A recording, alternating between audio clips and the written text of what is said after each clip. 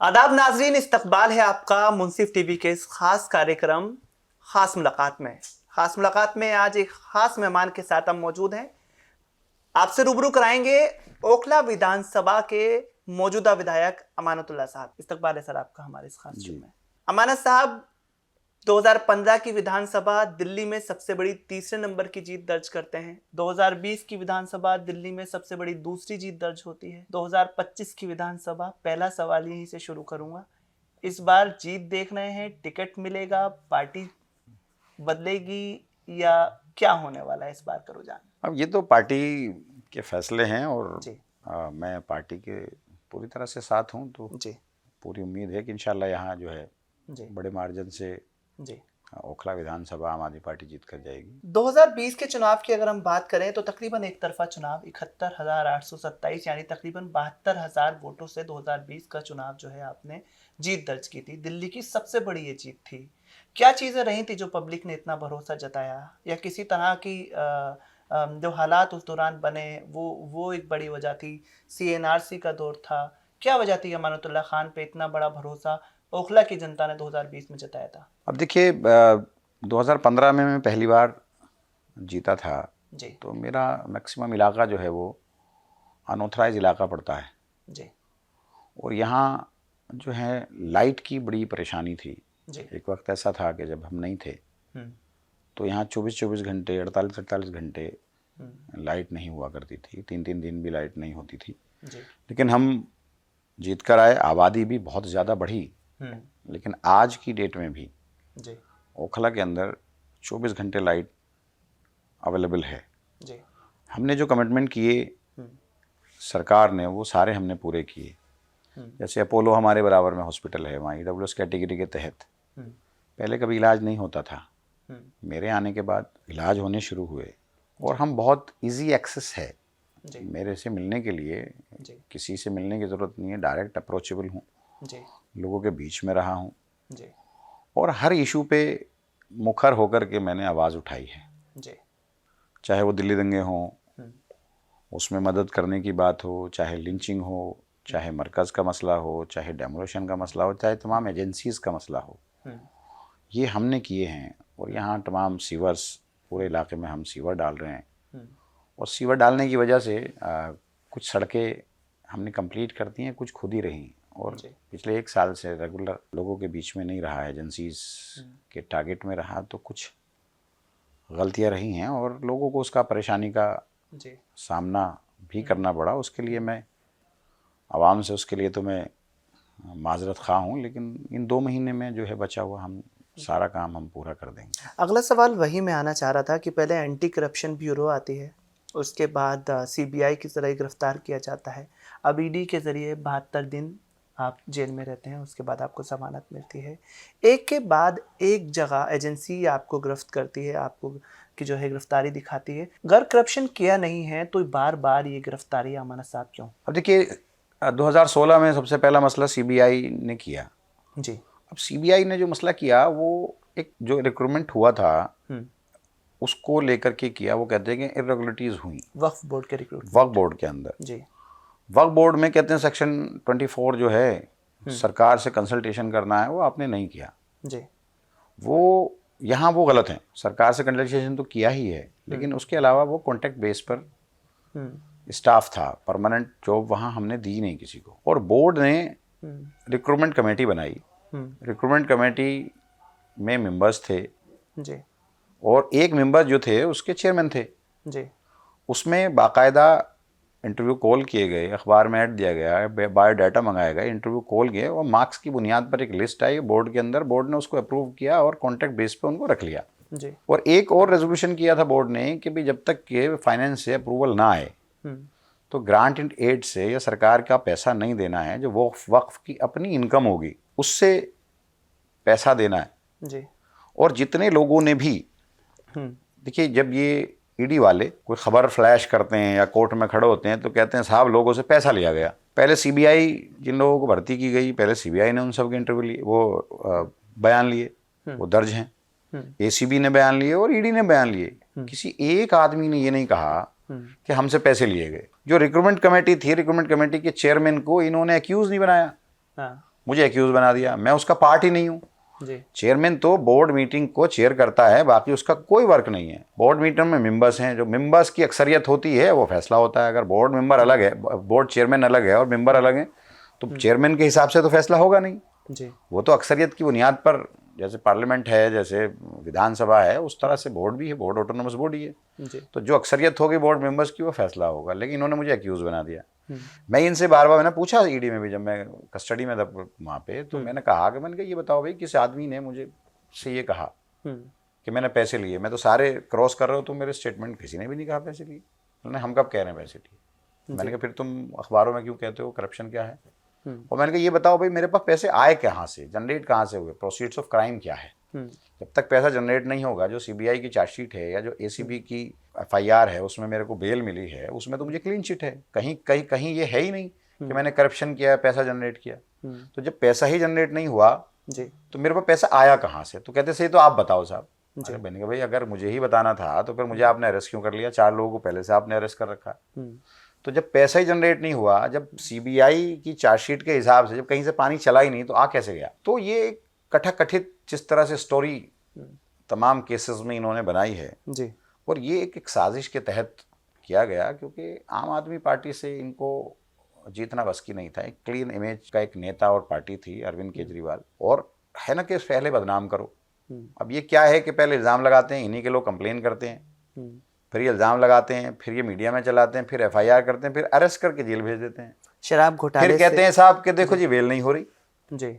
शराब घोटाला क्या है? शराब घोटाला 1 रुपए की रिकवरी नहीं, कोई चेन नहीं, सबको बेल हो गई। देखो आप है क्या? आप इल्ज़ाम लगा दो, इल्ज़ाम लगाने अरेस्ट कर लो, फिर साहब फैसला आएगा 25 साल बाद जी। और 25 साल बाद बरी होते हैं। तो जो वो फेस बीच का जो आपने बदनाम किया, जो आपने इमेज खराब की, वो तो सब है ना जनता के बीच में। आपने हमें बेईमान क्या आपको लगता है कि जनता के बीच में चीज पहुंच पाई है? क्योंकि भारतीय जनता पार्टी और पूरी की पूरी विपक्ष भी इस बात को कह रहा है कि महलों में जो है आम आदमी की बात करने वाले महल बना कर रहते हैं। भारतीय जनता पार्टी तो टोटियां और वो वॉश बेसिन के रेट बताने लग जा रही है, टाइल्स के रेट बता रही है। आपके जो सीएम के मकान को लेकर लगातार देखिए वो एक सरकारी आवास है जी। अब उसमें कितना पैसा लगा कितना नहीं लगा, अब सड़कें हैं जी, साहब आपने इतनी शानदार सड़क, इतना पैसा लगा दिया, सड़क सरकारी है, वो आवास तो सरकारी है, उस आवास का जिक्र कहाँ से आ गया?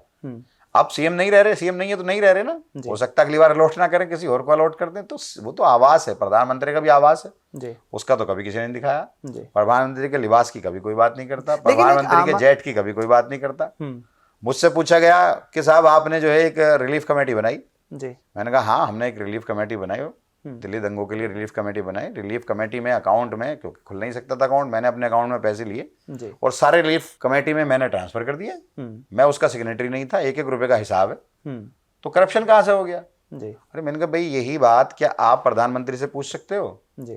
प्रधानमंत्री ने रिलीफ कमेटी बनाई थी, उसके अंदर जब ये कोरोना आया था जी, तो क्यों भाई प्रधानमंत्री, मैंने भी दिए उसमें 1 लाख रुपया, आप उनसे भी तो पूछो उसका हिसाब किताब कहाँ है। हम तो सब रख रहे हैं, कानून तो सबके लिए बराबर है ना जी। मैं भी तो एक एमएलए हूँ, लेजिस्लेटर हूँ, चुना हुआ हूँ, चेयरमैन था, मुझसे सवाल आप कर सकते हो, मुझे जेल भेज सकते हो, प्रधानमंत्री से क्यों नहीं सवाल होगा साहब जी? उन्होंने रिलीफ कमेटी बनाई थी। तो सारे सवालात, सारी एजेंसियां इनके पास हैं, सारे सवालात अपोजिशन से हैं। एजेंसी एफआईआर इनके कहने पर करती है, जेल भेज देती है। ऐसी धाराएं हैं जिसमें बेल नहीं होती। मीडिया पे आकर के ये शोर मचाना शुरू करते हैं कि अगर इन्होंने नहीं किया था तो बेल हो जाती, नहीं किया था तो बेल हो जाती। पहले कहते हैं कि साहब भाग क्यों रहे हैं, अगर कुछ नहीं किया तो फेस करें, अरेस्ट हो गए, जेल चले गए, जेल से बेल हो गई, अब कहते साहब बरी नहीं हुए। आप ही की पार्टी, वो तो प्रोसीडिंग है। आप ही की पार्टी के एक मंत्री, पूर्व मंत्री अब उनको कहा जाए, और आपके नेता के बहुत करीबी founder member Kailash Gehlot party छोड़ के गए और कह के गए पार्टी अपने सिद्धांतों से भटक गई है। पार्टी तो अपने सिद्धांतों पर है जी, हर किसी के जेल जाना बस की नहीं है, फेस करना बस की नहीं है। अच्छा, उनको जेल का डर जी सताया, उन पर एफआईआर हुई, खौफ से चले गए। अब तो कुछ, जब एक आदमी खौफ से पार्टी छोड़कर चला गया, मंत्रालय छोड़कर चला गया, तो फिर इल्जाम लगाने में क्या जा रहा है? वो तो वही कहेगा भाई, जब खौफ की वजह से, डर की वजह से एक आदमी मंत्री है, इतने सालों से मंत्री है, अच्छे आपके पास सारी चीजें, आप करीब हो, फैसला ले रहे हो, आप और आप उस वक्त तो सारे हम अंदर खूबियां थी, खामियां अगर होती तो आप जब भी छोड़ के चले जाते। जी अगर हम सिद्धांतों से आपके क्या सिद्धांत थे? जी अगर हम सिद्धांतों से भटके थे तो फिर आप तब क्यों नहीं छोड़ा? अब क्यों छोड़ा जब इलेक्शन आया? क्योंकि उन्होंने अब सेट किया कि जेल या हमारे साथ, जी जेल या ये इल्जाम लगाओ पार्टी पे। जी तो हर किसी के बस की जेल जाना नहीं है। जी जो वापस जेल जाएगा, जो जेल जाने से नहीं डरेगा वो फेस करेगा, जो जेल बहुत जाने सारे से डर सवाल जाएगा। हैं। 10 साल से आप लोग सरकार में हैं, एक मजबूत सरकार चला रहे हैं, ऐसी सरकार जहां विपक्ष जो है बहुत कमज़ोर विपक्ष है। वापस आपकी सीट पर आ जाते हैं। ओखला की अगर हम बात करें तो ओखला आप 10 साल से लगातार यहाँ विधायक हैं। दिल्ली वक्फ बोर्ड को भी जो है आप हेड कर चुके हैं, उसके भी आप चेयरमैन रहे हैं। ओखला में आज कई मसले हैं, पानी का मसला है, एंक्रोचमेंट का मसला है, सड़कों का मसला है, आवाजाही का एक बहुत बड़ा इशू है, पोल्यूशन से लोग परेशान हैं, सड़कों पे ट्रैफिक लग जाने से लोग परेशान हैं। 10 साल के विधायक होने के बावजूद आप कितना जो है बदलाव कर पाए, क्योंकि आगे बहुत बड़े चैलेंज है। एंटी इनकम्पेंसी कहीं आप देख रहे हैं इलाके में? देखिए, जो चैलेंजेस हैं, जी अब लोगों के बीच में कुछ दिन में ही रहा, तकलीफ उसकी रही लोगों को, जी लेकिन उसके बावजूद भी हम लोग काम हमारे लोग करते रहे। हाँ, कमियाँ मेरे रहने में और फ़र्क है। जब मैं गया था तो सारे टेंडर्स और काम शुरू करा के गया था। जी 1 साल से मैं लोगों के बीच में नहीं रहा।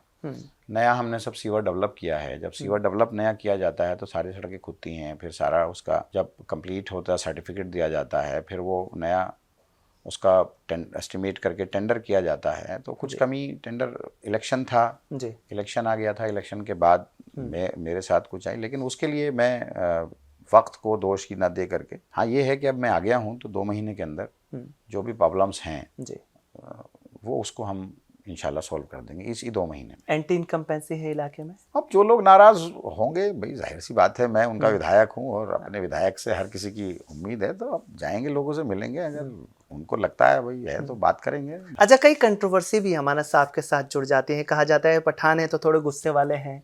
एक थप्पड़ कांड के बारे में भी अमानत साहब के साथ एक कंट्रोवर्सी जुड़ी हुई है, लेकिन साथ ही साथ अरविंद केजरीवाल जी के भरोसेमंद कहा जाता है, पार्टी के वफादार कहा जाता है। क्या इस बार भी तीसरी बार अमानत इस सीट से चुनाव लड़ने जा रहे हैं? वही दोबारा सवाल को मैं आपसे करना चाह रहा हूँ। देखिए, वो मेरे भाई हैं जी सीएम के साथ साथ, मेरे जी भाई मुखिया हैं, मेरी पार्टी के नेता हैं, मेरे भाई भी हैं वो। जी और यही टिकट सवाल, वो तो सब उनके अपने फैसले हैं, मैं उनके फैसलों के साथ हूँ। मुझसे वो अभी कह दें अमानत नहीं तो नहीं, हाँ तो हाँ, वो सवाल ही नहीं है, वो चीज़ें ही नहीं है। जी हम पार्टी के साथ हैं, पार्टी के साथ थे, पार्टी के साथ रहेंगे। कोई हम दाएं बाएं होने से हमारा कोई फ़र्क नहीं पड़ता।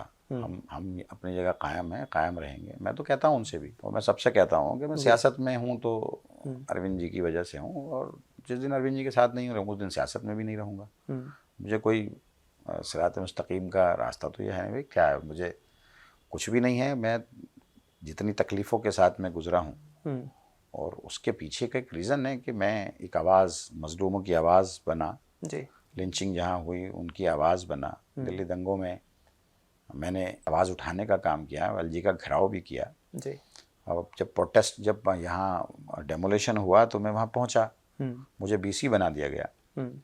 मरकज़ पे जब ताला लगा तो मैंने उसको खुलवाने का काम किया। तो ऐसे न जाने कितनी एजेंसियाँ, रफ़ुल इस्लाम साहब के यहाँ एनआईए रेड कर रही है, मेरा वहाँ पहुँचना ही, वहाँ सिर्फ मेरी मौजूदगी, वो मेरी मुलजिम हो गया मैं वहाँ, वो मुकदमा चल रहा है मुझ पर। जी तो इस तरह की चीज़ें रही हैं। और अगर कोई कहे कि गुस्से वाला हूँ, तो आपको ओखला में एक भी, और भी बहुत सारे लीडर हैं यहाँ जी रहे हैं यहाँ, पार्टी तो की, एक भी आदमी आपको ऐसा नहीं मिलेगा जी जो ये कहे कि हम अमानतुल्लाह के पास गए थे और अमानतुल्लाह ने हमसे ऊंची आवाज़ में या बदतमीजी से बात की। एक भी आवाम का आदमी नहीं मिलेगा। जी पार्टी जिन सीटों को लेकर दिल्ली में, सूबे में कॉन्फिडेंट है, उनमें एक सीट ओखला है, ओखला विधानसभा है। आप उसी सीट से विधायक हैं। हालांकि अगर एमसीडी चुनाव में देखें तो यहाँ आपकी पार्टी का जो प्रदर्शन है बहुत अच्छा नहीं रहा है। कांग्रेस इस इलाके को लीड करती दिखी थी। एमसीडी चुनाव में जो कांग्रेस के मेयर हैं, उनमें से 7 मेयर वो हैं जो मुस्लिम इलाकों से हैं। लगातार एक सवाल उठ रहा है कि केजरीवाल और दिल्ली सरकार के खिलाफ मुसलमान जो है वो गुस्से में है, और अब इस बार जो है वो उनसे नाराज़गी जाहिर कर सकते हैं। एमसीडी चुनाव में उसके नताइज दिखे। क्या अमानतुल्लाह खान उस नाराज़गी को, क्या अमानतुल्लाह खान एमसीडी के रिज़ल्ट को विधानसभा के रिज़ल्ट में बदलाव कर पाएंगे, तब्दीली आ पाएगी? नाराज क्यों होगा मुसलमान? जी अरे शिकायतें होती हैं वक्ती, जी शिकायत थी खत्म हो गई। हमें छोड़कर किसके साथ जाएगा? जी। कांग्रेस के। ये कहीं ऑप्शन वाली बात आ गई? हाँ, कांग्रेस के। जी। हमें छोड़कर कांग्रेस के साथ जाएगा? हम्म। कांग्रेस की भी स्टेटों में सरकार है, हमारी यहाँ सरकार है। जी। आप यहाँ देख लिए, खुली हवा में आप सांस लेना महसूस करते हैं। हम्म।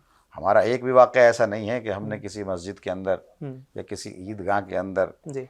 खुलेआम मुसलमानों का कत्लेआम किया हो, हम्म। या मल्याने के अंदर, या हमने तबाही मचाई हो, नस्ल संहार किया हो। हमने तो, हमारा तो कोई ऐसा केस नहीं है, कोई ऐसा वाक़या नहीं है जी हमारी सरकार में तो कहीं नेम प्लेट नहीं लगती। जी। उनकी सरकार में तो लगती है, तो क्यों जाएगा? मुझे नहीं लगता कि लोग जो हैं, हम उनको बिजली फ्री दे रहे हैं, 24 घंटे लाइट दे रहे हैं, पानी फ्री दे रहे हैं। और आप जहाँ तक ओखला का सवाल है, ओखला देखिए डेवलप इलाका हो रहा है। अभी हम पूरी लाइन में, क्योंकि लाइन पहले हमें लाइन डालनी पड़ेगी, फिर पानी आएगा। अभी हम 2 UGR 3 UGR हम बना रहे हैं। एक जसोला के अंदर है, एक अबुल फजल के अंदर है, टेंट वाले स्कूल में, एक धोबी घाट के अंदर है। यहाँ जब मैं 2015 में जीत कर आया था, उस वक्त में एक SPS हुआ करता था सीवर के लिए, सी बटला हाउस का 2 MGD का, आज वो भी 4 MGD का, 8 MGD का बटला हाउस, 32 MGD का जो है वो धोबी घाट पर बन रहा है, 4 MGD का ओखला बिहार में है, तो 4 MGD का जो शाहीन बाग के लिए है वो जसोला के अंदर, यहाँ जो सरिता बिहार में शुरू होता है, वहीं से मैं भी आ रहा हूँ। तो आप देखिए कि हम लोग, अगर डेवलपमेंट हो रहा है, ये सीवर अब इससे पहले बरसाती थी यहाँ, अब ये सीवर पड़ रहा है, ये 30 साल के लिए है, ये 30 साल 40 साल 50 साल के लिए सीवर की प्रॉब्लम नहीं आएगी। अब क्या है कि कहीं अगर सीवर पहले से पड़ा हुआ है और हम वहाँ सड़क बनाते हैं, तो हम एक सड़क खोदते हैं, एक सड़क बनाते हैं, एक सड़क खोदते हैं, एक सड़क बनाते हैं, तो वहाँ पर बिखराव नहीं नजर आता। कहीं हमने पूरा सीवर, जैसे अब हमने हाई टेंशन वाला है, ये पूरा सीवर हमने डाला, तो नया डेवलप किया तो पूरा खुदा हुआ, और अगर यही पहले से सीवर पड़ा हुआ होता तो हम आधा खोदते बना लेते, फिर आधा खोदते फिर बना लेते, फिर एक गली खोदते एक बना लेते। पूरा शाहीन बाग का लेफ्ट साइड F ब्लॉक का, E ब्लॉक का, FA ब्लॉक का सारा खुदा हुआ था। आज एक भी गली देखो आप, सब बना दी हमने, 100% गलियां बना दी। हाई टेंशन पे काम चल रहा है, और हाई टेंशन पे 15 से 20 दिन के अंदर इसको भी कंप्लीट कर देंगे। इसके बाद बटला हाउस की कुछ गलियां हैं जो काफ़ी टाइम से खुदी हुई हैं, उसको भी इंशाल्लाह हम 1 महीने के अंदर कंप्लीट कर देंगे। और जो बाकी, मैं मौजूद हूँ यहाँ पे, अभी मैं विधायक हूँ, आना वाले तो अलग बात है, अभी मैं हूँ इंशाल्लाह इसी वक्त में, जब तक मैं विधायक हूँ, मैं एक एक प्रॉब्लम्स को लोगों की सुन करके उसको पूरा करूँगा। अभी वक्त है, जाहिर है तकरीबन 3 महीने के आसपास का वक्त है, अभी दिसंबर जनवरी फरवरी भी तकरीबन आधा है आपके पास। लेकिन MCD चुनाव के रिजल्ट अगर देखें तो वो 2015 और 2020 के मुकाबले बहुत बदले हुए चुनाव थे। 2025 का चुनाव उस पर असर कितना डाल पाएगा, वो मैं आपसे जानने की कोशिश कर रहा हूं। इन्होंने नैरेटिव चलाया था जी, दिल्ली दंगों का, मरकज का, अब नैरेटिव था, बहकाया इन्होंने जी, जहां से चला था वो भी आज हमारे साथ आ गए। अच्छा, देखो ना, जहां से चला था आज वो हमारे साथ हैं, टिकट भी अनाउंस हुआ। तो एक नैरेटिव चलाया दिल्ली दंगों का, जबकि दिल्ली दंगों में जिन लोगों के घर जले, हमने हर फ्लोर, एक फ्लैट के हिसाब से अगर 4 फ्लोर हैं तो हमने 20 लाख रुपए दिए उनको जी। हमने जिनको जो डेथ कर गए जी, हमने 54 लोगों की उसमें डेथ हुई थी, जिसमें से 11 नॉन मुस्लिम थे, हिंदू भाई थे, और 33 जो हैं 43 जो है वो मुस्लिम थे जी। हर किसी को हमने 10 लाख रुपया दिया पर हेड जी। दिल्ली दंगों में हमने वहाँ ईदगाह के अंदर टेंट लगाया और दोनों वक्त हमने अच्छा खाना वहाँ खिलाया। कवर की बिल्कुल। तो हमारे खिलाफ इन्होंने नैरेटिव बनाया, झूठा नैरेटिव, और जबकि इनकी तो पूरी हिस्ट्री है जी, 48,000 फसादात की हिस्ट्री है। और इनकी हिस्ट्री में तो मैं जाना नहीं चाहता, क्योंकि वो भी है कहीं ना कहीं, हम इंडिया गठबंधन का पार्ट हैं जी, हम उन पर नहीं जाना चाहते। लेकिन उसके बावजूद भी अगर आप कर रहे हैं तो पूरी विधानसभा में हमें, जहां कांग्रेस को 40,000 वोट मिला था, बीजेपी को 40,000 वोट मिला था, उस वक्त भी हमें 65,000 टोटल 5 सीटों पर 65,000 वोट हमें मिला था। हमने इनसे जब भी 25,000 लीड किया था जी। और एक सीट पर हम जो है हर जगह दूसरे नंबर पर हम ही थे। अगर कहीं बीजेपी से हमारी लड़ाई थी तो कहीं कांग्रेस से लड़ाई थी जी। तो ये 2 सीट पर थे, वो 2 सीट पर थे, तो ऐसे था। वो 3 पर बीजेपी थी, 2 पर हम थे, ये थे कांग्रेस थी, तो हम 5 पर थे। हमारा वोट हर जगह है जी। और अगर आप देखेंगे कि वो एक सीट हम 1000 के आसपास वोट से हारे, एक सीट हम 400 कुछ वोट से हारे, एक सीट हम 2-2.5 हज़ार वोट से, तो बहुत क्लोज फाइट था, वो छोटा इलेक्शन था वो जी। रिजल्ट एमसीडी इलेक्शन वाले हाँ, थोड़ा अलग सा होते हैं बहुत और क्लोज था विधानसभा वो, क्लोज था। बहुत क्लोज इलेक्शन था वो। तो जो आपने कहा कि नैरेटिव वो एक सेट किया गया था, क्या वो नैरेटिव ध्वस्त हो चुका है अभी आते आते? थोड़ी बहुत मुझे तो नहीं हवा लगता उसमें वो बची कोई है? नैरेटिव है, वो मरकज अच्छा। हमने ही खुलवाया। हम जी। तो कहते हैं भाई आपका अपना बताओ ना, क्या किया आपने। हम्म, पूरे इंडिया में बड़े सारे फसादात हुए जी और हर सरकार के दौर में फसाद हुए, किसने जी। वजीफा दिया, लेकिन एक किसने यात्रा मुआवजा निकाल रही दिया, है कांग्रेस दिल्ली किसने में। मुजाफा, उन्होंने क्या मुआवजा दिया, जी क्या किया उन्होंने। जी आज यहाँ पर 16-17 स्कूल हैं, जी हर एक स्कूल की नई बिल्डिंग हमने बना दी, कुछ नए स्कूल बनाए हर एक स्कूल की। कांग्रेस के टाइम में भी तो थे, सब सरकार तो सबकी रही है, बीजेपी की भी रही है, कांग्रेस की भी रही है। ये स्कूल में टॉयलेट तक तो ठीक नहीं करा सकते थे। आज आप मेरे साथ आप एक दिन रख लीजिए, सारे स्कूल को आप देख लीजिए। जी। मैं तो कह रहा था सारे स्कूलों में 14 अगस्त को गया था हम्म कि भाई यार मनीष सिसोदिया जी को तो इन्हें जेल भेजना ही था। जिस आदमी ने सरकारी स्कूलों की रंगत बदल दी हो, उनका नक्शा बदल दिया हो। आज पूरे हिंदुस्तान में एक स्टेट तो बता दीजिए जहाँ पर सरकारी स्कूल ठीक किए गए हों। जी एक स्टेट बता दीजिए जहाँ पर अस्पताल ठीक किए गए हों, जहाँ बिजली फ्री इन्होंने दी हो। तो ये तो सब अच्छा, अगर आप दे भी रहे हैं तो ये सारे हमारे ही जो हमने काम किए उसी पैटर्न पे ये सब पूरी इंडिया में राजनीति कर रहे हैं। जी। दिल्ली में एक न्याय यात्रा कांग्रेस के जरिए निकाली जा रही है। भारत जोड़ो यात्रा तो कामयाब दिखी थी, कहीं ना कहीं लोगों में एक असर छोड़ के गई थी। न्याय यात्रा की सुगबुगाहट कुछ सुनाई दे रही है अमानतुल्लाह खान को। दिल्ली में कुछ न्याय यात्रा कांग्रेस के साथ न्याय कर पाएगी? अरे कहीं अगर 3 चुनाव लड़ने वाले इनके, तो तीनों के तीनों हमारे यहाँ किसी न किसी नेताओं को अप्रोच करते मिलेंगे कि साहब हमें भी आम आदमी पार्टी में ले लो, टिकट दे दो। तो अच्छा।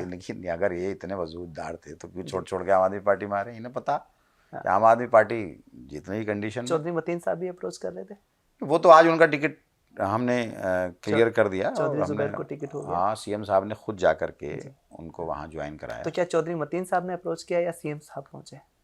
उसके बारे में तो मैं जेल में था जी और वो एक कद्दावर नेता है उस पार्टी के, तो ये तो मैं नहीं बता सकता। लेकिन उनके यहाँ खुद गए, जब खुद गए तो जाहिर सी बात है जी सीएम साहब उनके यहाँ जा करके उनको ज्वाइन कराया। जी। अमन भाई, आप एक लंबे वक्त तक जो है वक्फ के जिम्मेदार रहे, चेयरमैन रहे दिल्ली वक्फ बोर्ड के। वक्फ तरमीमी में एक्ट एक लाया जा रहा है जिसको अभी जेपीसी सुन रही है और उसके बाद उम्मीद है कि इस सेशन में जो 25 तारीख से शुरू हो रहा है उस सेशन में उस बिल को पास करा लिया जाएगा। आपने जाहिर है उस बिल को देखा होगा, समझा होगा, वक्फ को आप नज़दीकी से जानते हैं। वक्फ का करप्शन साफ जाहिर है, वक्फ की प्रॉपर्टी पर कब्जा साफ जाहिर है। तो अगर सरकार बदलाव चाहती है और वो बेहतरी की तरफ है तो उसमें एतराज़ क्या है? आपको लगता है ये जो बिल है ये बेहतरी की तरफ है? पिछली बार पहले सीओ के पास पावर हुआ करती थी जी।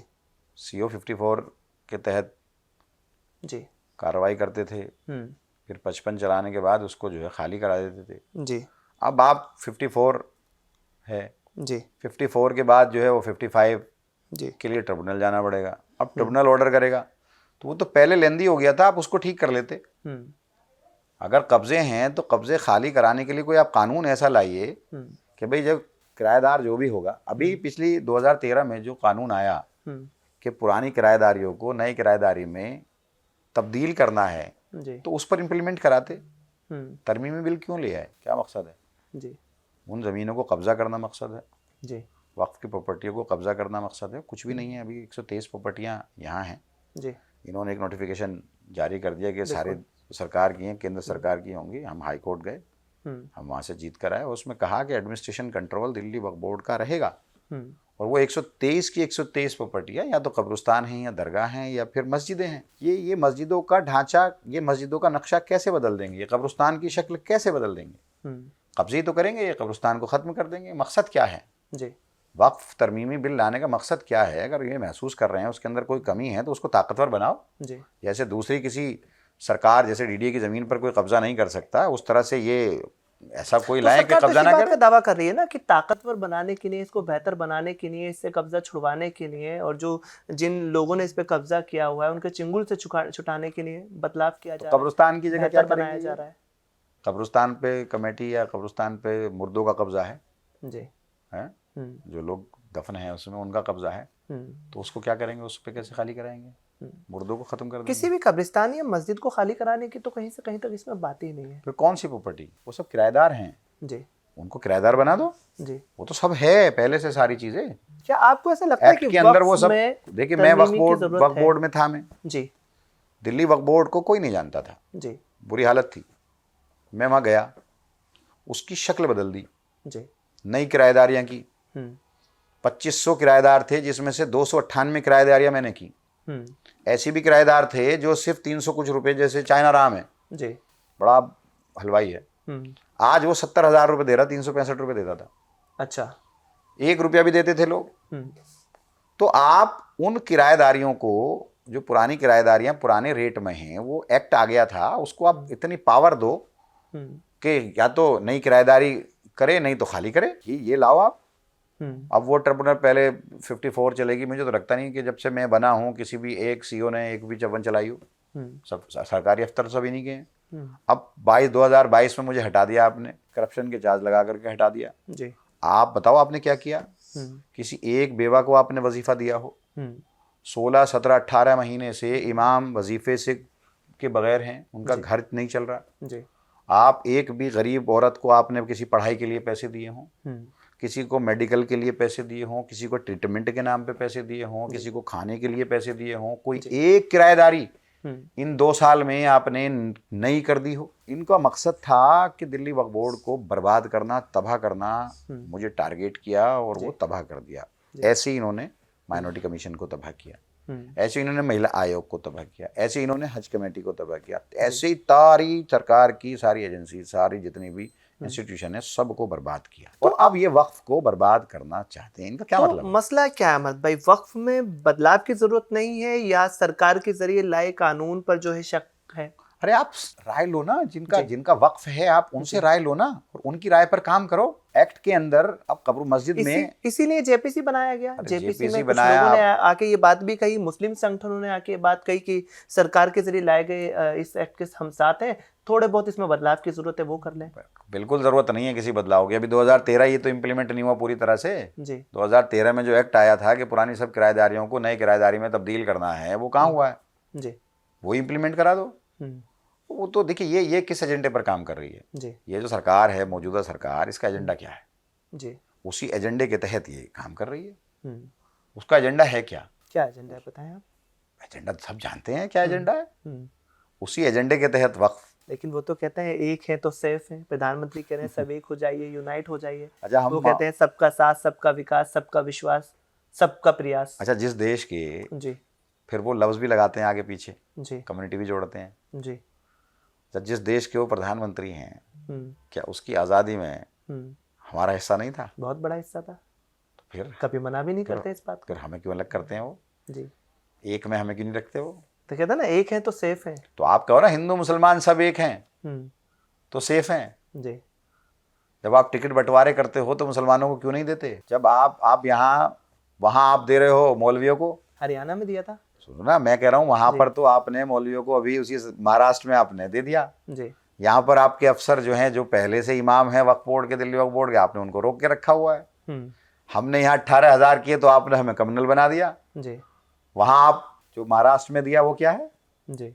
तो पहले से था ना, हमारे से पहले से आप देते चले आए हो। हमने तो उसको ज़रूरत समझते हुए 10,000 था, 10 से 18 कर दिया। आपने हमें तो कम्युनल बना दिया कि ये तो साहब कट्टर है, ये तो साहब टोपी पिना दी हमें, तो हमारे नेता को टोपी पिना दी कि ये तो मुसलमानों का नेता है। और जो वहाँ दिया इन्होंने, तो हम करें तो ठीक और तुम करो तो पाप। जी। ये नहीं होना चाहिए। और क्या किस्म का, मतलब क्या हिंदू मुस्लिम सिख ईसाई है क्या? जी। प्रधानमंत्री सबका है, मुख्यमंत्री सबका है, सरकार सबकी है, नेता सबका है। जी। मैं यहाँ मुसलमान हूँ, ये मुझे कहते हैं बहुत कट्टर है साहब, एंटी हिंदू है। आप यहाँ देखो, यहाँ से मुझे अगर इनको 60,000 वोट मिलते हैं गैर मुस्लिम के, बीजेपी को इतना नफरत के फैलाने के बावजूद जो फैलाते हैं, तो 40 मुझे भी मिलते हैं। जी। ऐसा थोड़ी है कि सिर्फ मुस्लिम से जीत कर आते हैं हम लोग, गैर मुस्लिम भी हमें देते हैं और उससे ज़्यादा वैसा बराबर की मोहब्बत मिलती है। जी। ऐसा कुछ नहीं है। तो आप तो ये जो नफरत, क्या होगा इससे? जी। इससे क्या होगा इस नफरत से? जो आज बच्चे जिनके हाथ में आज मोबाइल है, जो व्हाट्सएप पर नफरत, जो आज 14 साल 12 साल 13 साल का है, जी। जब ये 20 साल का होगा तो इस मुल्क का क्या होगा? जब नफरत होगी, ये मुसलमान ये हिंदू नफरत होगी, एक दूसरे से नफरत करेंगे, तो क्या रहना मुमकिन होगा जी। सभी के लिए? जी। मुल्क तरक्की कब करता है? जब सब एक साथ होते हैं। सही बात है। सबसे कमज़ोर तबका एक साथ होता है। और ये तो सरकार की जिम्मेदारी भी है हम्म, कि रंगनाथ मिश्रा कमीशन की रिपोर्ट भी है, सच्चर कमेटी की सच्चर रिपोर्ट है, कमेटी की रंगनाथ मिश्रा कमीशन बना था और उसमें कहा भी गया है कि मुसलमानों के हालात या तो दलित जैसे हैं या दलित से बदतर हैं। तो आप उनके हालात को संवारो, ना कि आप और उनको अटैक करो। और आप जो है कहते हो कि एक रहेंगे सेफ रहेंगे, भाई 85% यहाँ पर गैर मुस्लिम है। 70 साल 75 साल 80 साल से लोग रह रहे हैं, इसी 10 साल में खतरा हो गया था कि इन्होंने क्या किया। ये जो है ना बड़े शातिर है जी। इनकी आरएसएस बड़ी शातिर है। इनके सारे जितने भी लोग हैं मीडिया पर इनका पूरी तरह से कैप्चर है जी। सारी व्हाट्सअप एजेंसीज इनके पास। इन्होंने क्या किया कि इन बेचारे भोले भाले हिंदू भाइयों को एक बात समझा दी इन्होंने कि तुम्हें अगर किसी से खतरा है तो मुसलमानों से खतरा है, तुम्हारा कोई दुश्मन है तो मुसलमान है। अब हम उसको ठीक कर रहे हैं, तुम हमारे साथ आ जाओ, और जो मुसलमानों का साथ देगा वो भी तुम्हारा दुश्मन है जी। अगर कोई पार्टी उनके साथ खड़ी। तो इन्होंने नफरत की वो। अब आप एक बात बताओ, एक कमरे में 85 लोग हैं और 15 लोग हैं, तो 15 लोग 85 का क्या कर लेंगे, और वो भी कमजोर हो। वो तो हारी भरकम बिल्डर हो और वो बेचारे कमजोर से हो। तो 15% है इस मुल्क में बेचारा गरीब मुसलमान क्या कर देगा। और जिसने आज़ादी के लिए इस मुल्क को आज़ाद करके शहीद होकर के हजारों उलमाओं ने कुर्बानी दी हो, वहाँ हम अपने मुल्क के खिलाफ काम करेंगे। ये तो हमारे भाई हैं, हिंदू हमारा भाई नहीं है? बिल्कुल है? जी। और आप नफरत फैलाते हैं। मेरी तो समझ में नहीं आता कि टारगेट करते हैं मुसलमान को। मेरी ये समझ में नहीं आता कि उत्तर प्रदेश में टारगेट कर रहे हैं मुसलमान को। अरे कौन सा अमानतुल्लाह मुख्यमंत्री बनने जा रहा है, वहाँ भी अखिलेश यादव बनेंगे जी। आप क्या तो यहाँ पर अरविंद केजरीवाल बनेंगे, प्रधानमंत्री राहुल गांधी बनेंगे, या कोई और बनेगा जी। हम कहाँ बन रहे हैं? हमें तो टारगेट करके मुसलमान को टारगेट करके से वोट हासिल करते हैं, बाकी कुछ नहीं है। टारगेट करने की सियासत हो रही है, सियासत से किसी न किसी तरह का फायदा उठाने की कोशिश है, सीधा आपका ये कहना है। लेकिन अमानत भाई, अगर हम दिल्ली चुनाव की बात करें, वापस से आए, या वक्फ की बात करें, वक्फ पर जिस तरह से अभी पूरा का पूरा मामला ये उलझा हुआ है, और अमित शाह ने कहा कि इस सेशन में, विंटर सेशन में वक्फ बिल को लाकर जो है सीधा कर देंगे। किसको सीधा करने की बात थी ये तो वो नहीं बता पाए, लेकिन कुछ सीधा करने की बात थी कि इस सेशन में हम लेकर आएंगे। जैसे तमाम मुस्लिम तंजीमें इस बात को कह रही हैं कि किसी भी कीमत पर वक्फ एक्ट को नहीं एक्सेप्ट किया जाएगा इस शक्ल में, जिस शक्ल में सरकार ला रही है। तो क्या एक बड़ा टकराव हो सकता है? CNRC पर हमने टकराव देखा, क्या यहाँ भी टकराव? देखिए भाई, आप जो है जी, जिनका वक्फ है, जिन लोगों ने वक्फ किया, या जिसका जो वो यूज़ करते हैं जी।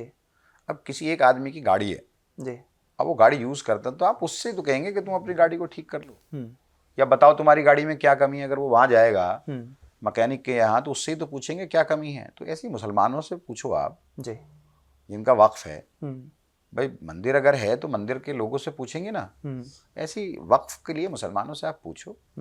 और अगर आपको लगता है कि उसमें वाकई कुछ है तो एक राय लो उनकी, और उस राय पर काम करके आप उसमें अमल करो। लेकिन आप ज़बरदस्ती कब्जा करके, ज़बरदस्ती एक मैसेज देने के लिए, देखो हमने इनके तो कब्रिस्तान भी ले लिए, हमने इनकी कुछ भी नहीं है, सिर्फ एक मैसेज, देखो हम मुसलमानों को तबाह कर देंगे। पहले तो बता दिया कि देखो मुसलमान तुम्हारा दुश्मन है जी, अब हम मुसलमान को तबाह कर देंगे, अब हम इनकी मस्जिदें भी ले लेंगे, अब हम इनको मस्जिद में नमाज भी नहीं पढ़ने देंगे, अब हम इनकी मस्जिदों में अजान भी नहीं होने देंगे। ये एक सिर्फ और सिर्फ प्रोपेगेंडा एजेंडा है, कुछ नहीं है।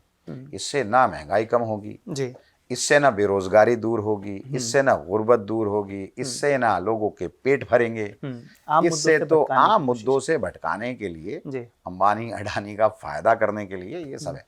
आपकी कॉन्स्टिट्यूंसी पे वापस आते हैं। अगर तीसरी बार पार्टी भरोसा जताती है, क्योंकि सीट को लेकर पार्टी बहुत कॉन्फिडेंट है, तो क्या अमानतुल्लाह चुनाव लड़ेंगे? और लड़ेंगे तो क्या इस बार मुद्दे होंगे? क्योंकि इस 5 साल में जो बार बार जांच एजेंसियों के जरिए गिरफ्तारी हुई, उसकी वजह से जो काम रुके, इलाके में बहुत सारी दूसरी समस्याएं हैं। पानी की समस्या है इलाके में, देखें इलाके में अतिक्रमण एक बड़ी समस्या है। और क्या मुद्दे होंगे अगर इस बार चुनाव लड़ते हैं और 2025 में विधानसभा जाएंगे, तो क्या मामला हैं ओखला में जिन्हें इस बार अमानतुल्लाह जनता के लिए उठाने जा रहे हैं? देखिए मेन तो भाई किसी भी जो रहने वाला शहरी है उसकी बेसिक नीड क्या है, कि साफ़ सुथरा पानी मिल जाए, 24 घंटे बिजली मिल जाए, अच्छा स्कूल मिल जाए जी, बिल्कुल, अच्छी सड़क मिल जाए, सीवर मिल जाए, बिल्कुल, खुली हवा में सांस मिल जाए, नफरत ना हो जी, अच्छे से हम ज्यादतियाँ ना हो, वो हैं, उन पर ही काम करेंगे। जी। अभी भी उन्हीं पर काम कर रहे हैं। हम्म, पहले मुद्दे क्या होते थे यहाँ? पहले मुद्दा यहाँ क्या था? बेरोजगारी। एजेंसी आ गई, जी। स्पेशल सेल आ गई, जी। क्राइम ब्रांच आ गई, कंस्ट्रक्शन रुक गया, मटेरियल रुक गया। हाँ। जिस आज पानी की बात ये कर रहे हैं, जिस जी। बिजली की बात ये कर रहे हैं, इन्होंने तो कभी इसको मुद्दा समझा ही नहीं। जी। ये तो हमने समझा, स्कूल को मुद्दा हमने समझा, तभी हमने जितने भी स्कूल हैं सारे 100% स्कूल हमने नए बना दिए। नहीं, रेवड़ी कल्चर आप लोग लेकर आए। नहीं, हमने समझा, सीवर की प्रॉब्लम को हमने समझा, सीवर हमने डाला। जी। पानी की प्रॉब्लम को हमने समझा, पूरे इलाके में पानी की लाइन डाल दी हमने।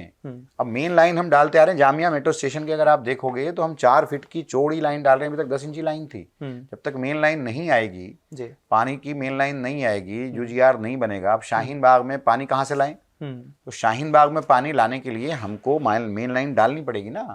अब मेन लाइन का तकरीबन 70-80 करोड़ के आसपास का वो टेंडर है, और वो लाइन डल रही है। देखो आप, अंडरग्राउंड लाइन डालते हैं हमारे। सरकारी स्कूल या सरकारी कोई बड़ा अस्पताल, क्योंकि वो खास परेशानी। अभी हमने अभी 315 बेड का 316 बेड का सरिता विहार के अंदर, जो पहले से चला, हमेशा से एक मुद्दा था, वो हमने अस्पताल कंप्लीट कर दिया है।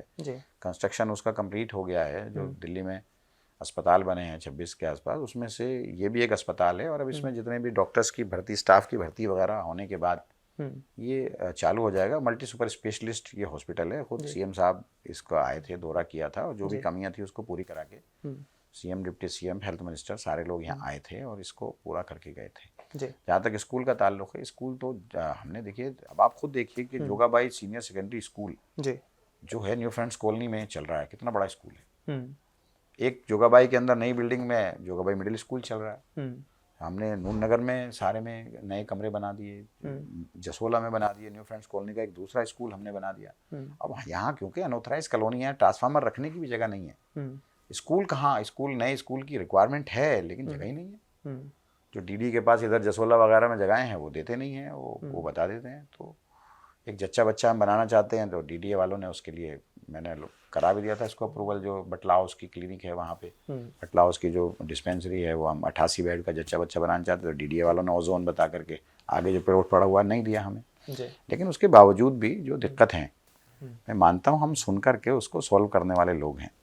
और अगर कुछ गलती हमसे हुई है उसको तो हम मानते भी हैं। ऐसा नहीं है कि हम लोगों की नहीं सुनते हैं, या ऐसा नहीं है।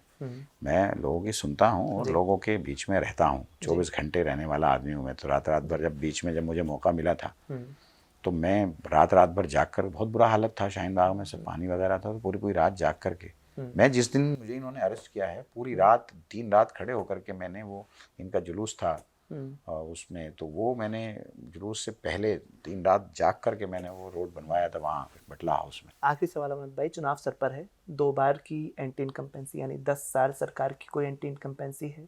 कितनी सीटों का आकलन मान रहे हैं दिल्ली में?